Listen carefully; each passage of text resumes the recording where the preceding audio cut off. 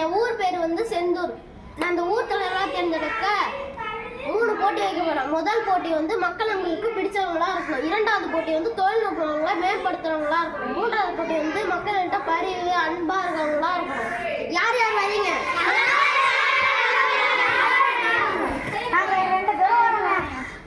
உன் பேர் என்னப்பா? என் பேர் பாலனையா. உன் பேர் என்னப்பா? என் பேர் பூவண்ணனையா. ஃபர்ஸ்ட் போட்டி தலைவர் என்ன சொன்னாரு? மக்களுக்கு பிடிச்சவங்களா இருக்கணும். அதை நம்ம என்ன பண்ணலாம்? எல்லாத்துக்கும் பிரியாணி போடலாம். எல்லாரும் வரிசையா போடுவோம்.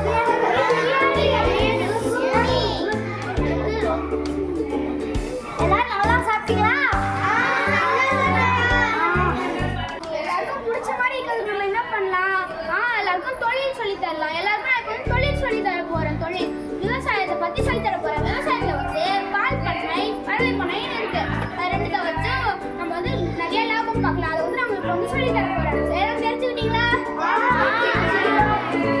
ரெண்டாவது போட்டி தலைவர் என்ன சொன்னாரு? பொருளாதாரத்தை மேம்படுத்த அந்த போட்டியை சொன்னாரு. நம்ம என்ன பண்ணலாம்? ஒருத்தவங்களுக்கு கிஃப்ட் வாங்கி கொடுக்கலாம். நிறைய காசு இருக்குன்னா பொருளாதாரத்தை மேம்படுத்த நம்ம என்ன பண்ணலாம்?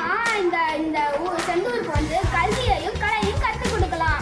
எல்லாருக்கும் நான் இப்போ கல்வி கற்று தர போறேன்.